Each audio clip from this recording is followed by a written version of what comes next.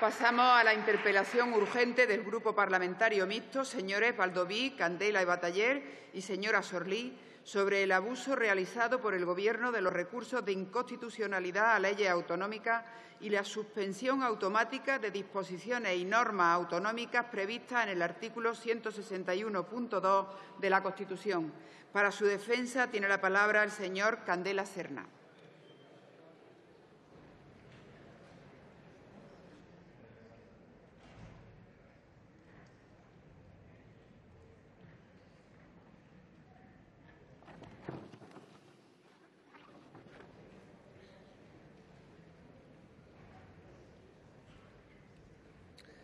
Gràcies.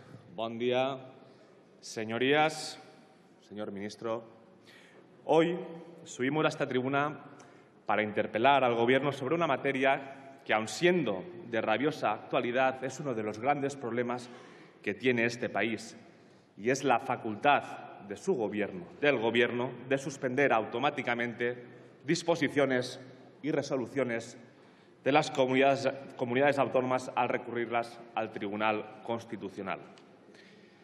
En efecto, señorías, el artículo 161, apartado 2 de nuestra Constitución, establece que la impugnación del Gobierno ante el Tribunal Constitucional de estas normas autonómicas producirá la suspensión de la disposición o resolución recurrida.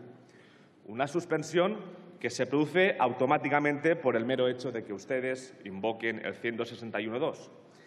Y créame, señor Catalá, que nosotros no hemos venido aquí a decir que ustedes o a impugnar el derecho de ustedes a recurrir al 161.2, sino que estamos diciendo que hay que ordenarlo de manera más efectiva. El literal del 161.2 y el desarrollo que ha realizado la Ley Orgánica del Tribunal Constitucional ha dejado, y esto es una realidad, a las comunidades autónomas en un estado de absoluta indefensión frente a la coerción que ejerce su Gobierno. Es más, en la reforma del Tribunal Constitucional de 2015, ustedes vienen ejerciendo un chantaje a las comunidades autónomas porque las comunidades autónomas se ven obligadas a rebajar su voluntad democrática y su iniciativa parlamentaria en las comisiones bilaterales, porque ustedes llegan ahí y dicen o aceptan lo que nosotros decimos o se enfrentan a un calvario en el Tribunal Constitucional que puede durar muchísimo tiempo. Y he comenzado esta interpelación afirmando que esta cuestión hunde sus raíces en lo más profundo del debate constitucional, y lo reafirmo. Y escuchen, señorías, las palabras de un diputado vasco muy sabio, Bizkaia Retana, en el debate del 161.2, en la Comisión de Asuntos Constitucionales y Libertades Públicas allá por el 1978. Decía así: posponer durante 5 meses la suspensión de toda norma o de todo acto puede suponer, de hecho y en la práctica, un boicot continuo y constante a la actividad legislativa y ejecutiva de la comunidad autónoma. Porque si bien el plazo de 5 meses no es excesivo respecto a determinadas normas cuya ejecución y cuyos efectos son a largo plazo, nos podemos encontrar con multitud de disposiciones de tipo coyuntural de necesaria aplicación rápida, normas que se suspenden por el mero hecho de que ustedes consideran que hay que impugnarlas. Pareciera de hoy el debate que se inició en el 78. Y quiero decirle una cuestión, señor Catalá. Ustedes, desde que hay un Gobierno en Valencia, y me gustaría que estuviese el señor Montoro, que siempre nos dice que lloramos. Ahora hay un avance democrático en este país. Los valencianos ya no roban, ahora lloran. Eso para empezar. Pero me gustaría decirle que ustedes, desde que nosotros estamos gobernando, han convocado la comisión bilateral en 11 ocasiones de leyes emanadas por el Parlamento valenciano. Y en esas 11 comisiones bilaterales siempre tenemos la misma situación, que ustedes llegan ahí con el chantaje absoluto de decirnos o aceptan lo que nosotros decimos o vamos a un calvario de 8 años. Y le voy a dar datos, porque esto no es una invención, le voy a dar datos.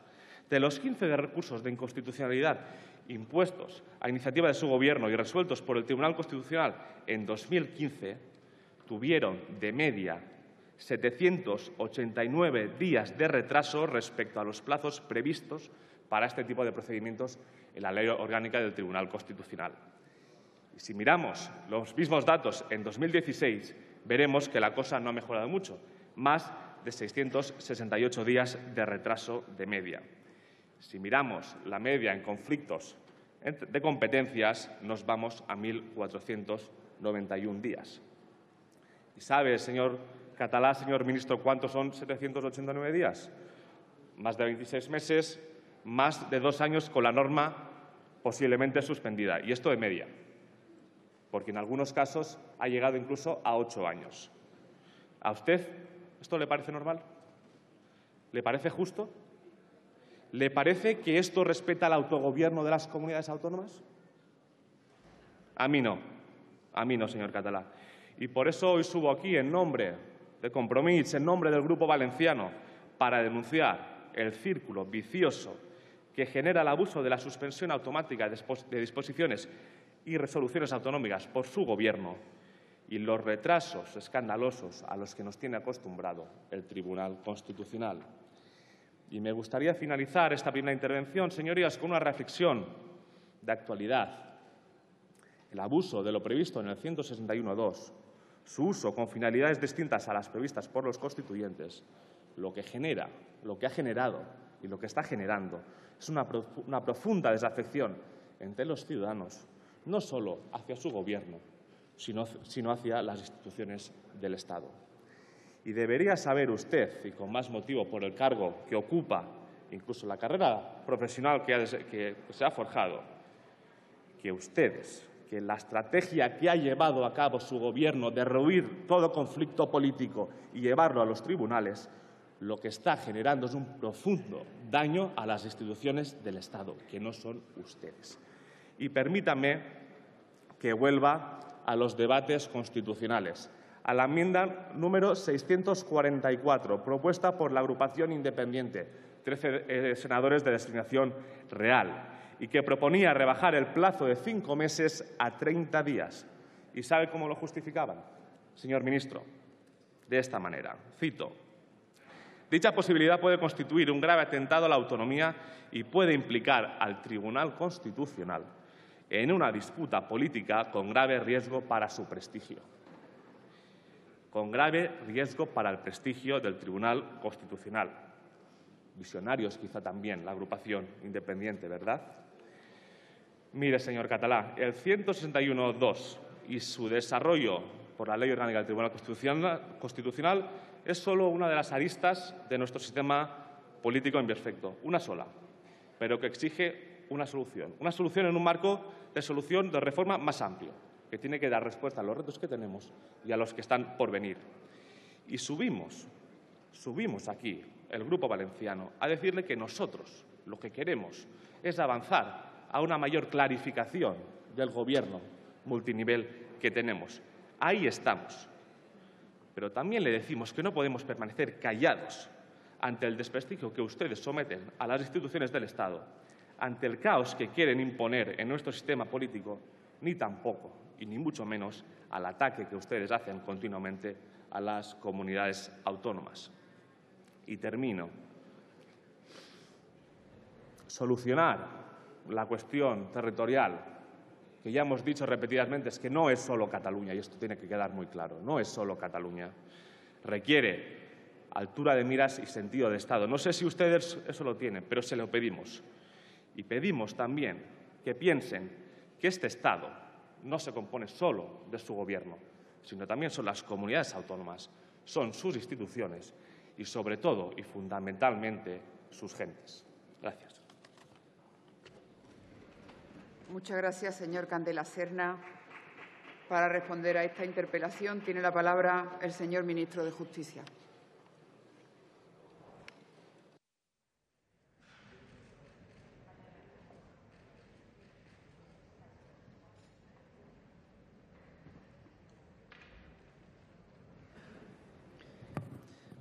Gracias, presidente. Buenos días, señorías. Señoría, en primer lugar, quería aclarar algunas cuestiones manifestadas en su intervención y también en el texto de la interpelación. Algunas cuestiones que, en mi opinión, al menos, están bastante alejadas de la realidad. Hablan ustedes de un debilitamiento insoportable del autogobierno, así, entre comillas. Y yo creo que eso no es verdad, señorías. España es uno de los países más descentralizados del mundo, y no es que lo diga yo aquí subido a esta tribuna, así lo certifican los datos de los organismos internacionales, de la Comisión Europea, de la OCDE, del Banco de España. Por ejemplo, el informe de la Comisión Europea de febrero de este año, de antes de ayer, como quien dice, pues establece lo que denomina un índice de autoridad regional en el que evalúa el desarrollo institucional, el ámbito de aplicación de la política, la autonomía fiscal, la autonomía financiera, la capacidad legislativa, la capacidad de reforma legislativa y constitucional. Y dice la Comisión Europea que somos uno de los países más descentralizados del mundo. Por lo tanto, señoría, yo creo que no hay tal debilitamiento ni tal posición de debilidad de las comunidades autónomas frente al Estado. Más bien al contrario, yo creo que el derecho a la autonomía de las nacionalidades y regiones que reconoce el artículo 2 de nuestra Constitución está plenamente consolidado, está regulado en los niveles tan amplios a los que acabo de hacer referencia. Y ya le digo, no es una declaración de parte, no es que lo diga yo, lo dicen informes internacionales en esta materia. También ha mencionado usted una expresión muy contundente que habla de un chantaje continuo a las comunidades autónomas en el contexto de las comisiones bilaterales de cooperación. Pues permítame también, señoría, que discrepe absolutamente de ese planteamiento, porque a poco que se conozca el funcionamiento de esas comisiones bilaterales, y yo le aseguro que las conozco, de las subcomisiones que se crean, de los grupos de trabajo, que son los que analizan las controversias, de las que negocian soluciones para solventar estas discrepancias, nadie podría decir que esos son formatos en los que se ejerce ningún tipo de chantaje hacia nadie. Estos órganos, sobre todo las subcomisiones y los grupos de trabajo, señoría, tienen un carácter eminentemente técnico y le aseguro que no se dedican a ejercer ningún chantaje, sino a negociar con algunos resultados que luego mencionaré que creo que dan buena prueba de que funcionan muy adecuadamente. Y, en tercer lugar, usted menciona la Ley Orgánica del Tribunal Constitucional en cuanto a la suspensión de la norma impugnada. Bueno, yo le recomendaría la lectura reposada del artículo 33 de la Ley Orgánica del Tribunal Constitucional, donde se regula todo un proceso de negociación que yo he mencionado. Y esta es la vía, señoría, que queremos promover desde el Gobierno. En ningún caso la vía del abuso y de la imposición, sino la de la negociación previa. Porque estamos convencidos que en el diálogo siempre está la clave para resolver controversias, sea del ámbito que sea, señoría, judicial, empresarial, vecinal, familiar, sindical y, por supuesto, también el político y el institucional. Permítame que le dé algunos datos que creo son muy significativos. Las comisiones bilaterales de cooperación entre la Administración del Estado y las comunidades autónomas han resuelto 470 procedimientos de los previstos en el artículo 33.2 de la Ley Orgánica del Tribunal Constitucional, 337 en procedimientos promovidos por el Estado y 133 en procedimientos promovidos por las comunidades autónomas. Pues de ese total, 299, el 66,3%, han acabado con acuerdos y el porcentaje sube al 72,6% cuando son los procedimientos que el Estado inicia o promueve. En relación con la Comunidad Valenciana, señoría, y usted seguro que lo conoce muy bien, durante la 10ª legislatura el Estado presentó 3 recursos de inconstitucionalidad. Por parte de la Comunidad Valenciana se presentaron 3 también recursos directos ante el Tribunal Constitucional. 2 contra el Decreto Ley 12/2011 de modificación de la Ley de Enjuiciamiento Civil y el tercer recurso contra el Decreto Ley 8/2014 de aprobación de medidas urgentes para el crecimiento, la competitividad y la eficiencia. En cuanto al procedimiento previsto en el artículo 33.2 de la Ley Orgánica del Tribunal Constitucional, durante la 10ª legislatura se iniciaron un total de 11 procedimientos relativos a normas valencianas. En 9 casos se llegó a acuerdo total en el seno de la comisión bilateral correspondiente y en 2 casos se presentó el recurso ante el tribunal. Durante la undécima legislatura, el Estado no presentó ningún recurso contra ninguna norma valenciana, mientras que la Comunidad Valenciana sí que presentó un recurso contra la Ley 48/2015, por la que se aprobaban los presupuestos generales del Estado para el año 2016, recurso que, por cierto, fue desestimado por el Tribunal Constitucional. En lo relativo a los procedimientos del artículo 33.2 de la Ley Orgánica, únicamente se inició en esa undécima legislatura un procedimiento a instancias del Estado y, fíjese, señoría, tras las negociaciones celebradas no se llegó a un acuerdo, pero tampoco se interpuso ningún recurso ante el Tribunal Constitucional.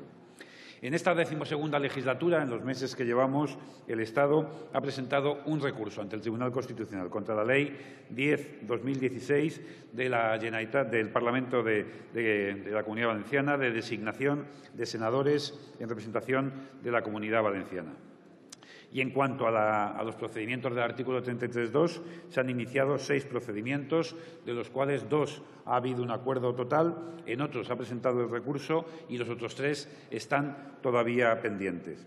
Bien, señorías, con esto lo que pretendo poner de manifiesto es que es un sistema normal de relaciones institucionales entre gobiernos, de debate, de análisis, de grupos de expertos, de análisis político también, y por todo ello me parece que el Gobierno no abusa en absoluto de la litigiosidad, no abusa en absoluto de las facultades que el ordenamiento jurídico pone a su disposición. Una manera de contribuir a reducir esta litigiosidad, esta conflictividad, señorías, seguramente sería ir al origen, a la producción normativa española. Y, sin duda, también deberíamos hacer alguna reflexión sobre el número tan alto de normas, de leyes que se producen en nuestro país por todos los órganos que tienen competencia para ello. Deberíamos ser capaces de utilizar también algún mecanismo previo, como el que se ha establecido en las leyes 39 y 40/2015 por el Gobierno, para que haya un análisis de la necesidad de las normas antes de su aprobación. Porque estoy convencido, señoría, que en un Estado tan descentralizado como es el Estado español es preciso extremar los mecanismos de colaboración y de coordinación entre las distintas administraciones en el marco de una lealtad institucional a la que todos estamos llamados. Las administraciones, todas las administraciones, debemos trabajar juntas para evitar la duplicidad de las competencias, las duplicidades de procedimientos, la excesiva regulación que lastran el crecimiento y generan también un cierto desapego por parte de los ciudadanos. Me parece que gestionar con los máximos niveles de eficacia y eficiencia los recursos públicos es la principal obligación y tarea de los gobiernos responsables. Pero también estoy seguro, señoría, que de su intervención no deberíamos deducir una reflexión orientada a que por parte del Gobierno, de la nación, de cualquier Gobierno, lógicamente, a quien esta Cámara y los ciudadanos hayan otorgado su apoyo y su confianza, que ese Gobierno no deba hacer uso de las capacidades y de las facultades que la legislación le atribuye.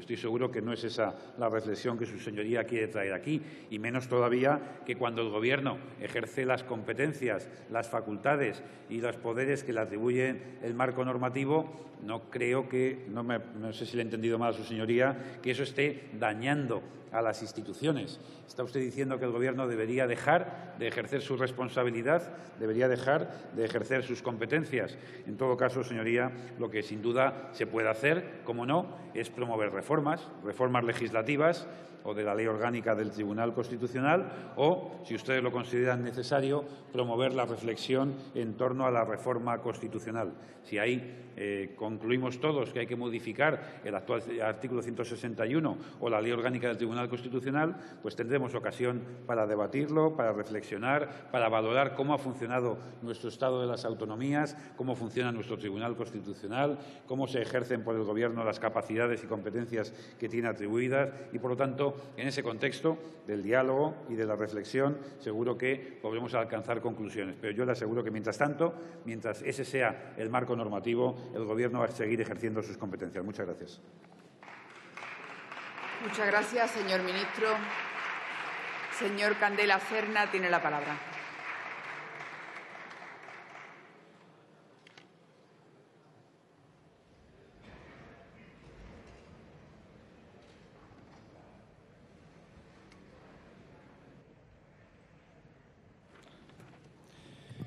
Gracias, señor ministro. Cuando usted ha hablado de lealtad institucional, yo estoy de acuerdo. Lo primero que debería hacer su Gobierno y, sobre todo, el presidente Mariano Rajoy es ser leal con la institución valenciana y reunirse y no, digamos, insultar como está insultando durante mucho tiempo, diciendo que nosotros llorábamos. Hay una cuestión que sí que me gustaría decir. Nosotros en ningún momento hemos dicho que haya que inhabilitar, digamos, por decirlo de alguna manera, al Estado de la competencia de recurrir al 161.2, sino que estamos diciendo que hay que mejorarlo y clarificarlo. Porque usted cita todos los acuerdos de la Comisión Bilateral. Claro, es que no puede ser de otra manera. No puede ser de otra manera porque a lo que nos enfrentamos las comunidades autónomas, si no llegamos a un acuerdo ahí, son un calvario de 7 años. Entonces, no hay condiciones, digamos, de equidad cuando nos sentamos a negociar en la Comisión Bilateral. Eso es lo que estamos diciendo. No estamos diciendo ninguna otra cosa más. Y quería añadirle también una cuestión. Cuando he hecho una reflexión del Tribunal Constitucional, no era mía, era de Francisco Ruiz Llorente, que fue vicepresidente del Tribunal Constitucional, que dijo en 2015 que están intentando que el Tribunal Constitucional le haga el trabajo sucio al PP, están echando sobre las espaldas del Tribunal Constitucional una carga política que terminará por aplastarlo. ¿Qué está diciendo aquí Compromís? Dos cosas. Uno, no recurran ustedes al Tribunal Constitucional para solucionar conflictos políticos. Y dos, mejoremos con propuestas el funcionamiento del Estado. Y le añado propuestas. Propuestas que entiendo que a partir del día 2 habrá que discutir en este país cuando se abra el velón constitucional. Dos cuestiones. Si los magistrados del Tribunal Constitucional aluden, y han aludido varias veces, que tienen mucha carga de trabajo y por eso tardan 8 años o 5 o 6 en fallar, modifiquemos el 159.1 de la Constitución. Aumentemos, si hace falta, jueces en el Tribunal Constitucional. Segunda propuesta. ¿Por qué no hablar de la eliminación de la suspensión automática por impugnación del Gobierno ante determinadas normas y dejemos esa facultad para el Tribunal Constitucional como medida cautelar a iniciativa de las partes, pero que la decisión recaiga en el Tribunal? Suba aquí y dígame si acepta o no acepta esto. Si acepta o no acepta que en la Comisión Bilateral hay un problema de asimetría de poder. Porque si no lo acepta, ustedes lo que están diciendo a la ciudadanía es que no les gusta el orden. Es que ustedes, su poder emana precisamente del desorden, de aprovecharse de los márgenes, digamos, de la ley para imponer su voluntad política. Esa es la cuestión. Y espero que me conteste. Gracias.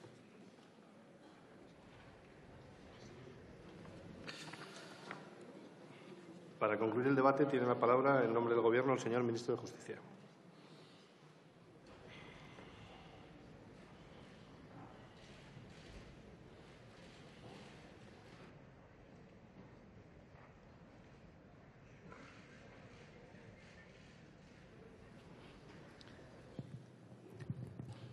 Gracias, presidente.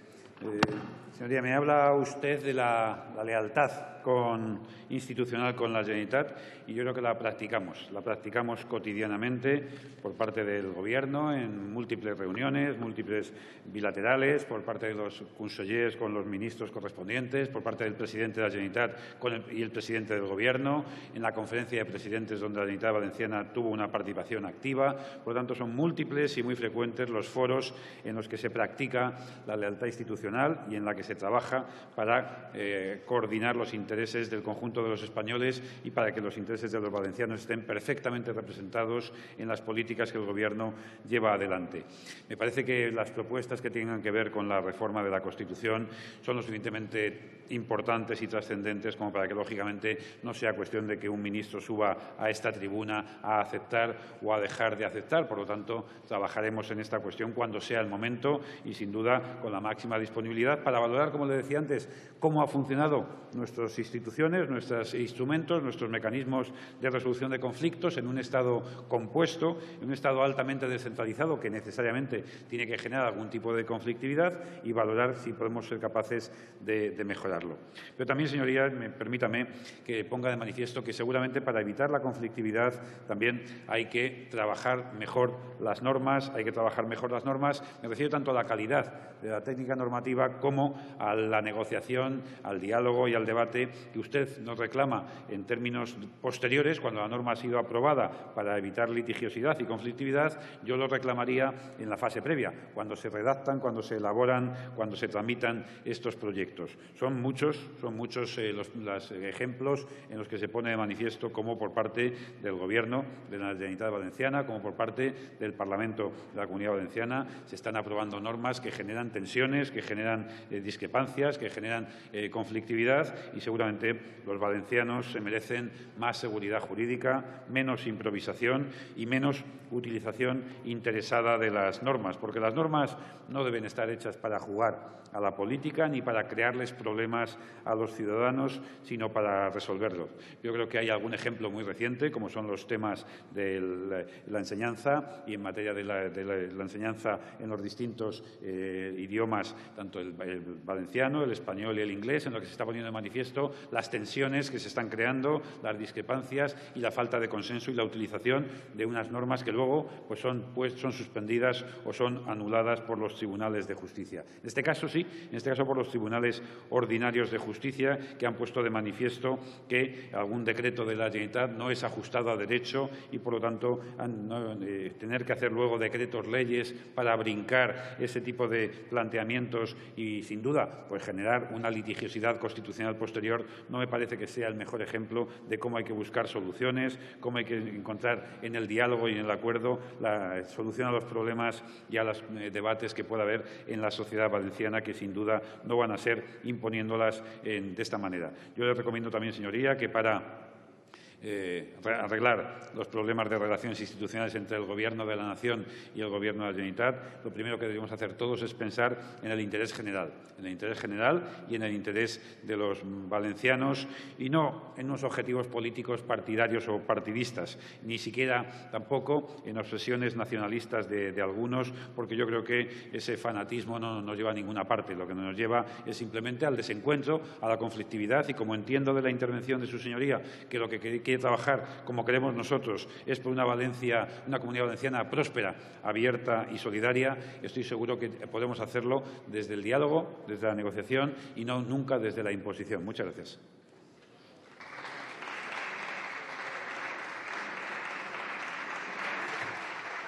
Muchas gracias, señor ministro. Pasamos al siguiente punto del orden del día. Interpelación urgente del Grupo Parlamentario Mixto.